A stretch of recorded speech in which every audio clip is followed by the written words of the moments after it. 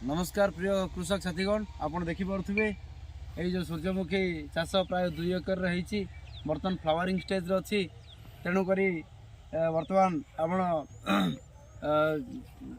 तृतीय 3 नंबर पानी देवार व्यवस्था मुझे देखुवे एक कृषक मान सचेतनता कार्यक्रम यही फील्ड रे होता ICR IIOR IIGR आनुकूल्य एक सफल प्रयास ओडिशा कृषि विभाग तरफ कृषक बंधु मान नहीं कराइला।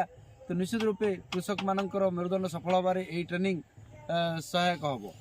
तेणु बर्तमान मुझे सकाल सकालू फील्ड को आसी जाइए देखुवे फील्ड रे सकाल सकाल दृश्य अति मनोलोभी अति चमत्कार अति सुंदर। बर्तमान पेरोट शुआ जातीय पक्षी ये सकाल समय बसबार बहुत आशंका अच्छी। ये सकाल समय से आगमन द्वारा आम लाभ को आम चाष को किसी मात्रा क्षति पहुँचे पारे। तेणु ये सकाल समय टे जगवार आवश्यकता अच्छी एवं संध्या समय टे जगवार अच्छी एवं यह व्यतीत यही चाष को अन्य कौन रोग पोक अति सहज लगे ना। यही चाष अति सुंदर एवं अर्थकारी फसल अटे। रोगीटीए रास्ता पार्श्व जाऊे खेत को देखी तार मानसिक संतुलन रक्षा करें एवं से सुस्थता अनुभव करता है।